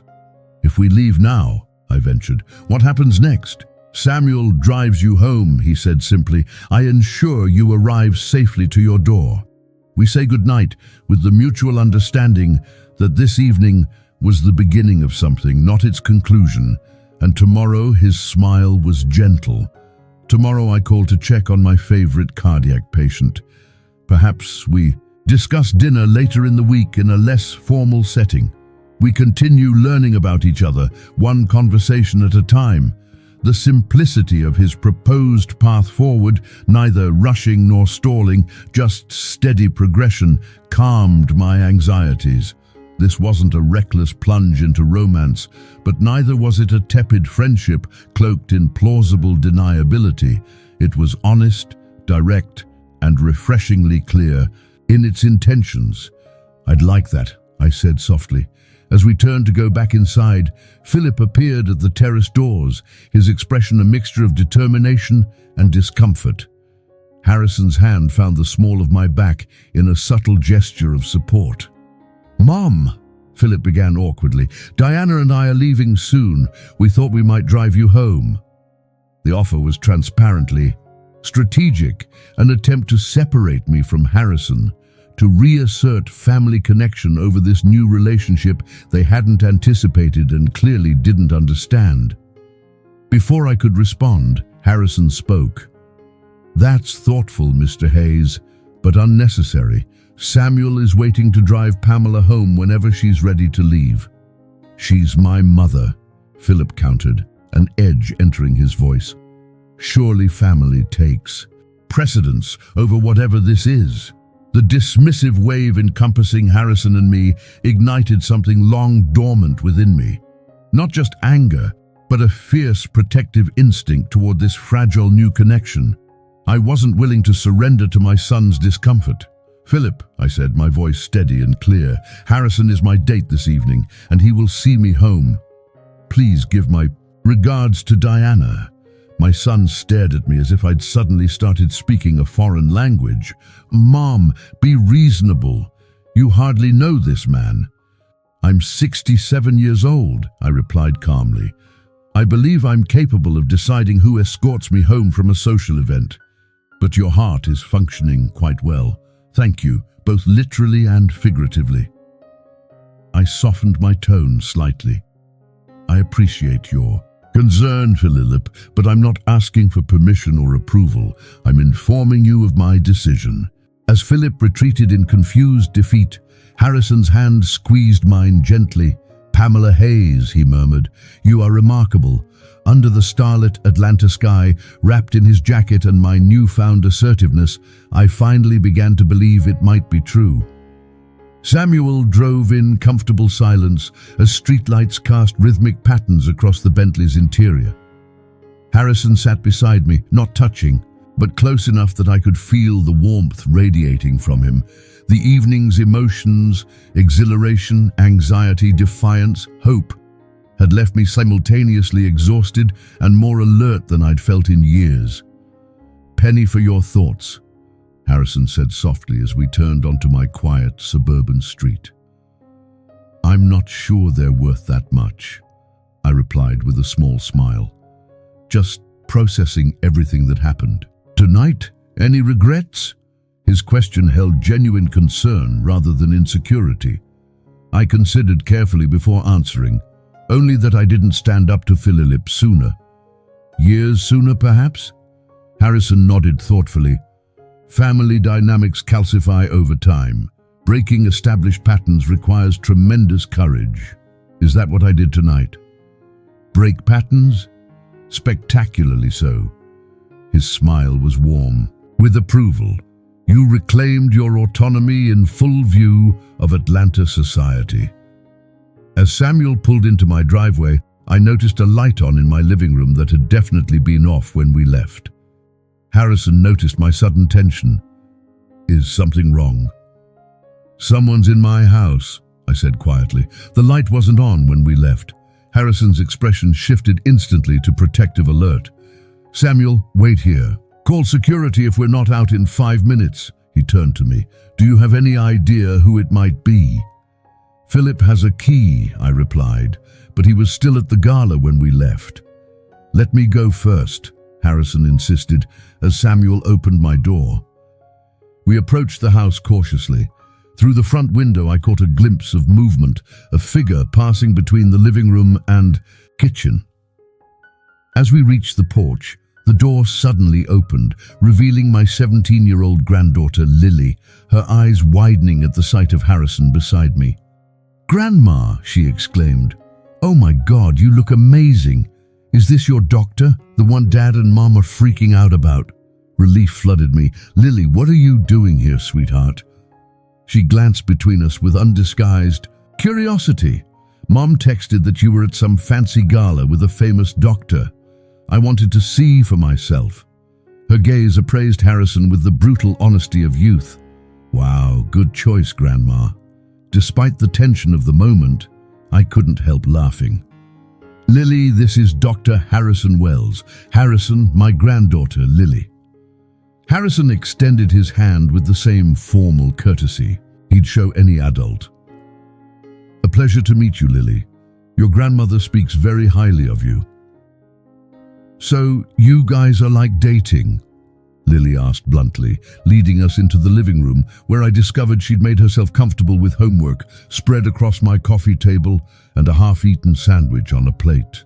"We're getting to know each other," I replied carefully. Lily flopped onto the sofa with teenage grace. "That's code for dating, Grandma. It's cool. You deserve someone nice after being alone forever." The casual assessment of my long widowhood stung slightly, though I knew she meant well. Harrison seated himself in the armchair across from Lily, his posture relaxed but attentive. "How did you get here, Lily?" I asked. "And do your parents know where you are?" She shrugged, the universal teenage gesture of dismissal. I Ubered. "And no, they don't know. They've been texting me crazy stuff all night about you and some doctor, and I got worried they were being weird and controlling like usual." "Weird and controlling?" Harrison echoed, one eyebrow raised. "Yeah, you know, like how they never visited Grandma in the hospital and then wouldn't pick her up at the airport, but now they're suddenly super interested in her welfare because she knows someone important." Lily made air quotes around welfare with adolescent sarcasm. "I'm 17, not stupid. I can recognize hypocrisy." I glanced at Harrison, whose expression remained neutral, though his eyes held a glint of admiration for my granddaughter's perceptiveness. "While I appreciate your concern, Lily," I said gently, "showing up unannounced isn't the answer. Your parents will be worried. They're still at that gala thing," she countered. "They won't even notice I'm gone until they get home, and I was planning to Uber back before then." Harrison cleared his throat. "Perhaps Samuel could drive you home when you're ready. Much safer than ride-share services at this hour." Lily's eyes widened. "You have a driver? Like an actual chauffeur?" "Samuel is more than a driver," Harrison corrected. "But yes, he's waiting outside and would be happy to ensure you reach home safely." "That's actually pretty cool," Lily admitted.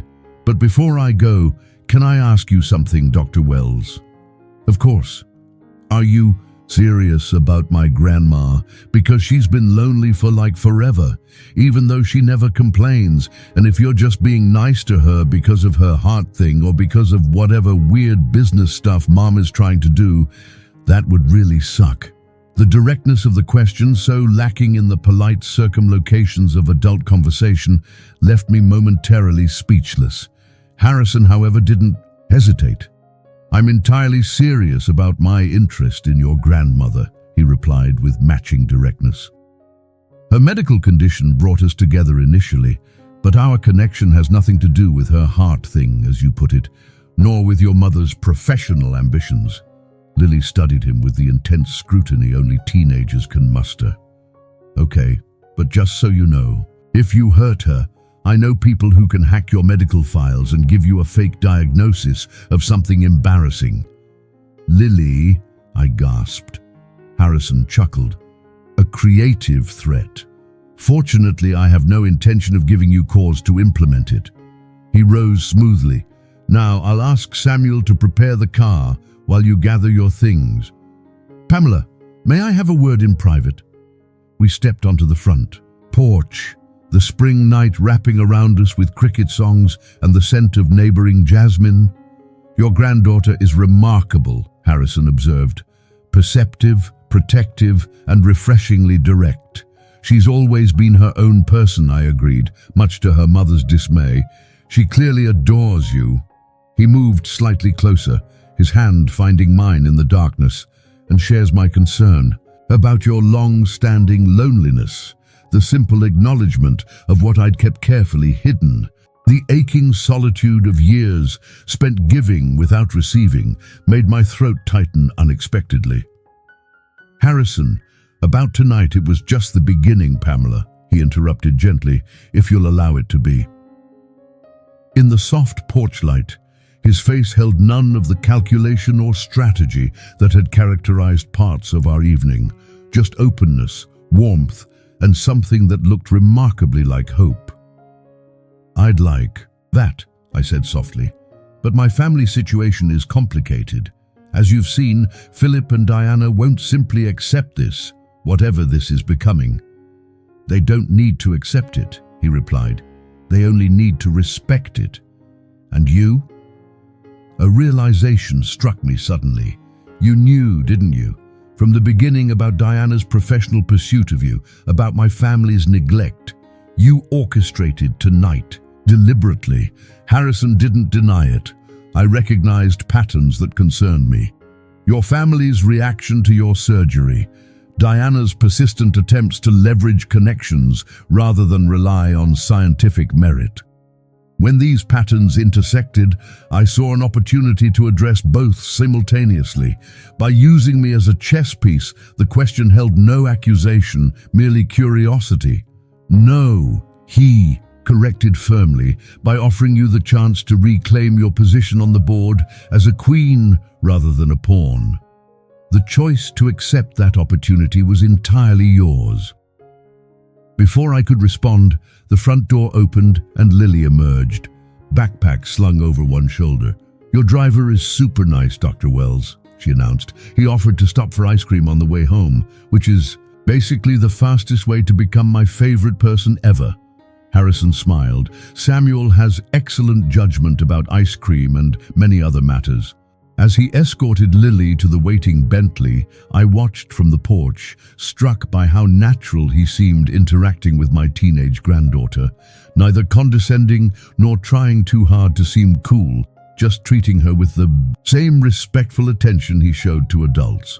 When he returned, he stood at the bottom of the porch steps, looking up at me with an expression that made my heart flutter in defiance of all cardiac wisdom.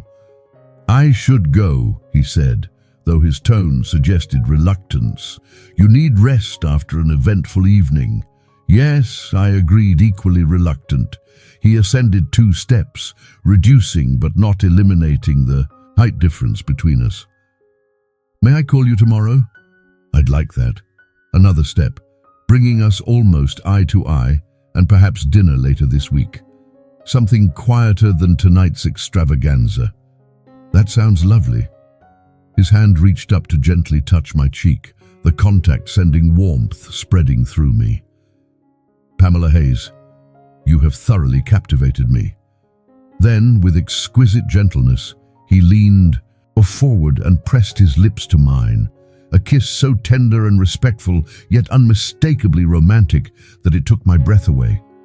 It lasted only moments, but in those moments, 18 years of widowhood seemed to evaporate like morning mist. When he drew back, his eyes searched mine with a question I answered by placing my hand over his where it still rested against my cheek. "Good night, Harrison," I whispered. "Thank you for a remarkable evening. The first of many, I hope," he replied, his voice carrying the same slight roughness I felt in my own. As the Bentley disappeared down my quiet street, I remained on the porch, fingers lightly touching my lips where the sensation of his kiss lingered. At 67, with a surgically reinforced heart and decades of putting others' needs before my own, I had somehow stumbled into a second chance at romance. The question now was whether I had the courage to embrace it fully and whether the family storm that would inevitably follow. 3 weeks after the gala, I sat in my garden, morning sunlight warming my shoulders as I read the latest medical journal Harrison had recommended. My phone chimed with a text notification. Diana requesting a family dinner that evening at their home. The carefully worded message concluded with, "We need to discuss recent developments as a family." I smiled slightly at the corporate phrasing. In the weeks since the symphony event, my relationship with Harrison had evolved with a pace that felt simultaneously measured and exhilarating. Quiet dinners at out-of-the-way restaurants, long conversations on my porch swing, a Sunday drive to the mountains where he'd held my hand as we walked a gentle trail, attentive to my still recovering stamina. Each encounter had deepened our connection while revealing new facets of the distinguished doctor. His dry wit, his passion for classical music, his surprising knowledge of poetry.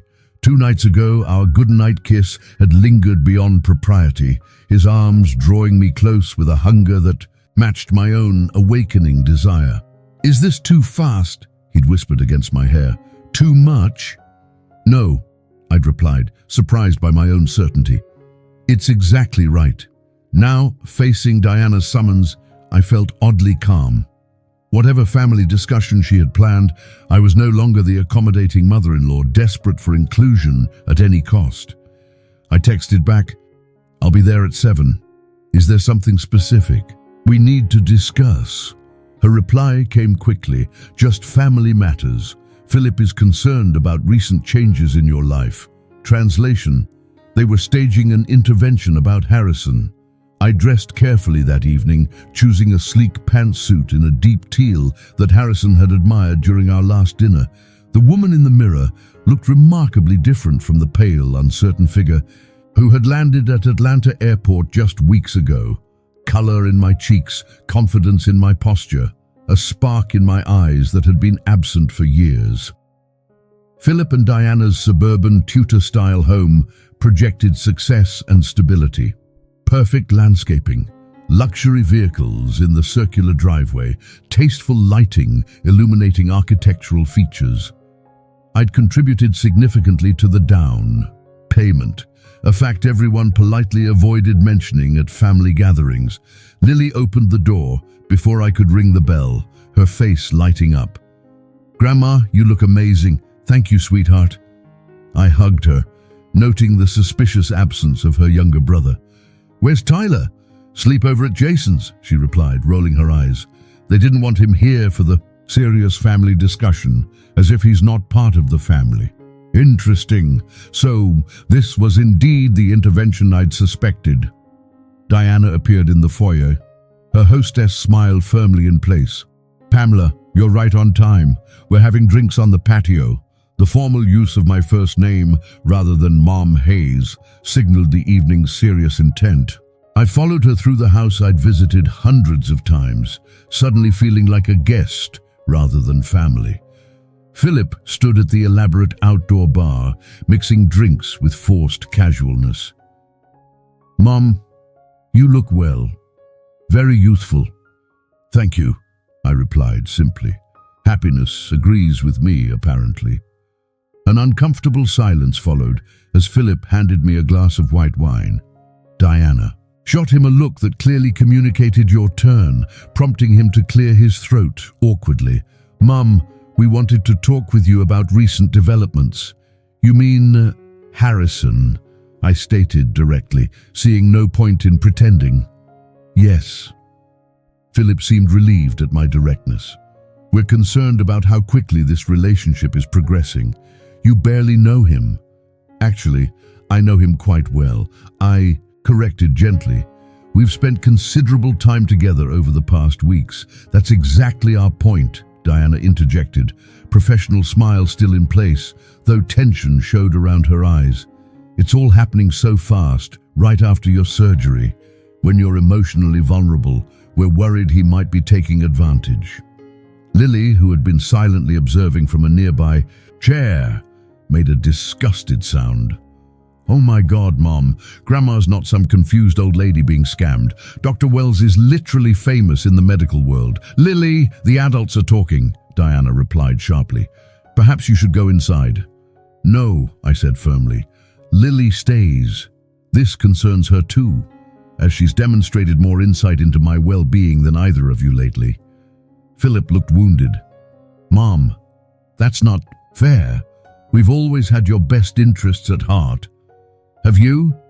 I asked quietly, when you couldn't spare 30 minutes to pick me up from the airport after cardiac surgery, when you visited me exactly twice in the past month, both times to discuss Harrison rather than my recovery. We've been busy with work commitments, as you've been for years, I interrupted gently while I rearranged my life repeatedly to accommodate your needs, babysitting on short notice, contributing financially to this very house, being available whenever called upon, but never expecting the same consideration. The blunt assessment hung in the air. Diana recovered first, shifting strategies. Pamela, we value everything you've done for this family. We just don't want to see you hurt by someone who might have complex motivations. You mean someone who might be using me to avoid professional entanglements with Meridian Pharmaceuticals? I asked mildly. Diana flushed.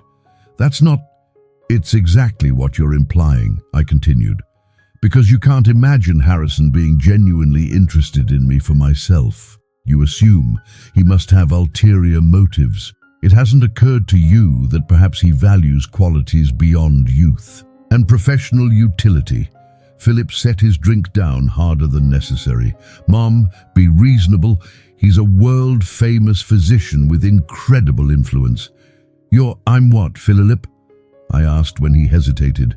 Old, unaccomplished, unworthy of genuine interest from someone distinguished.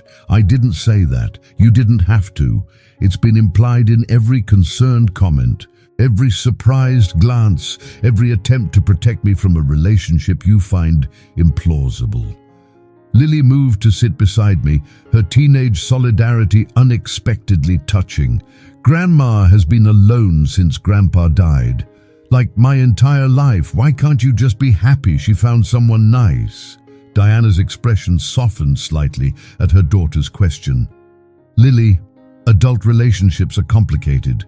Sometimes people have agendas that aren't immediately obvious, like trying to use your mother-in-law's new boyfriend for business connections, Lily countered with teenage bluntness. Lily? Diana gasped. What? It's true. I heard you telling Dad that if Grandma would just leverage her relationship properly, it could open doors at Meridian that have been closed for months. Lily's air quotes perfectly mimicked her mother's speech patterns. Philip looked mortified. That was a private conversation. In the kitchen during breakfast, Lily pointed out, not exactly classified information. I felt a curious calm despite the uncomfortable revelations. Philip, Diana, I understand your concerns, both personal and professional, but I need to be very clear. My relationship with Harrison is not subject to family approval or strategic planning. It's private, it's genuine, and it's bringing me joy after many years of loneliness. But Mom, I'm not finished, I continued, my voice gentle but firm. For decades, I've structured my life around supporting this family. I've been available whenever needed, generous with my time and resources, uncomplaining when that support wasn't reciprocated. That pattern stops now. Diana's professional composure cracked slightly. What exactly does that mean? It means I'm reclaiming my autonomy, my time, my choices. I met their gazes steadily, including my choice to pursue a relationship with Harrison without justification or apology. And if we're concerned about that choice, Philip asked, his lawyer's instinct for negotiation surfacing, you're entitled to your concerns. You're not entitled to manage my life based on them. I softened my tone. I will always love you both. You're my family, but love doesn't require submission to control disguised as concern. The silence that followed felt weightier than any that had preceded it.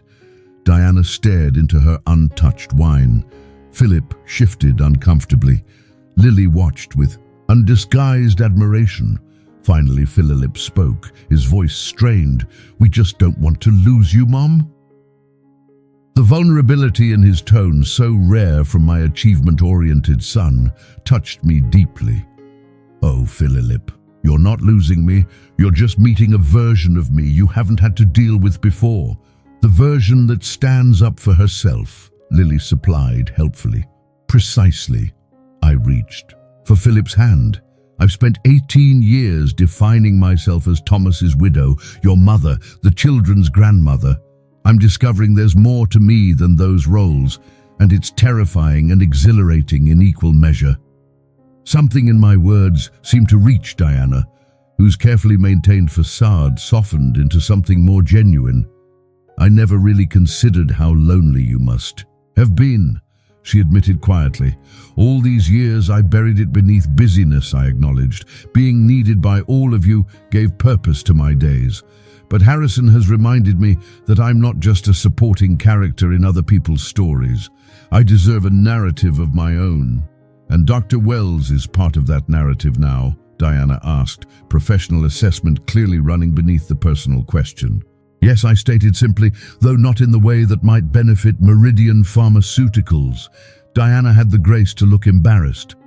"About that, we don't need to discuss it further," I interrupted gently. "Your professional ambitions are your concern. My relationship with Harrison is mine. Those boundaries need to be respected moving forward." As if summoned by our conversation, my phone chimed with Harrison's distinctive tone. I glanced at the screen to see his message. "Thinking of you this evening. Call when you're free." A smile touched my lips involuntarily, bringing curious looks from my family. "Him?" Philip asked. "Yes." I made no move to hide the screen or apologize for the interruption. Lily broke the tension with teenage pragmatism. "So, are we actually having a dinner, or was this just scheduled for the intervention?" "Because I'm starving," Diana sighed, momentarily abandoned her perfect hostess persona. "There's lasagna keeping warm in the oven. I suppose we should eat." As we moved inside, Philip hung back, touching my arm to delay me. "Mom, I need to ask, are you happy? Really happy?" The question asked without agenda or judgment for perhaps the first time in years deserved complete honesty. "Yes," I said simply.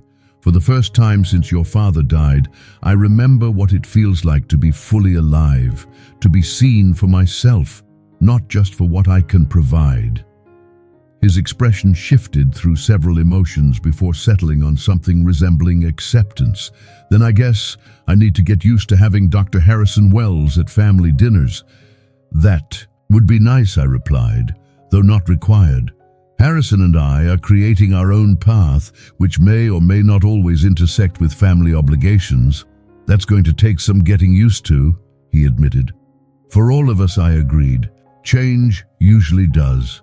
Later that evening, as Samuel drove me home, I called Harrison as promised. His voice, warm and intimate through the phone, created an immediate connection despite the physical distance. "How was the family dinner?" he asked. "Illuminating," I replied. "They staged a concerned intervention about us," he chuckled, the sound sending pleasant shivers through me. "And how did that go for them?" "Not as planned," I admitted. "Though I think we reached a new understanding, or at least the beginning of one." "I'm proud of you," he said softly. "Standing your ground couldn't have been easy after so many years of accommodation. Surprisingly, it was easier than expected. I watched familiar streets pass outside the Bentley's window. Once I became clear about my own worth, the rest followed naturally." "Your worth has never been in question," Harrison replied, "at least not to me." As Samuel pulled into my driveway, I noticed a warm glow coming from my porch. Not the automatic security light, but the soft illumination of candles, dozens of them arranged along the railings and steps, creating a pathway to my door where a tall figure waited. "Harrison?" I gasped into the phone. "Are you at my house?" "I may have prepared a small surprise," he admitted. "I thought you might need something special after facing the family tribunal." Samuel opened my door with a conspiratorial smile. Dr. Wells arranged everything while you were out, Mrs. Hayes. The candles are LED, no fire hazard. I approached my transformed porch in wonder, seeing Harrison waiting with an expression of such tender anticipation that my heart, both literally and figuratively stronger than it had been in years, swelled with emotion. "What is all this?" I asked as I reached him. "A celebration," he replied, taking both my hands in his, "of courage, of new beginnings, of a remarkable woman who is finally claiming her rightful place in her own life story." As he drew me into an embrace that felt like coming home to a place I'd never been before, I realized that my surgical journey had healed far more than just my physical heart. It had cracked open decades of careful containment, allowing me to step into a life richer and more authentic than I'd believed possible.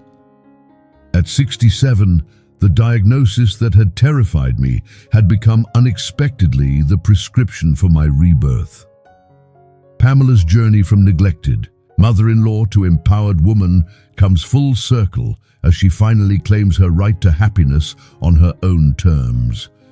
Thank you for following this story of late life transformation, romance, and the courage to start anew when society expects you to fade into the background. If you've enjoyed this journey of heart, both literal and metaphorical, please subscribe, activate notifications, and share your thoughts in the comments below.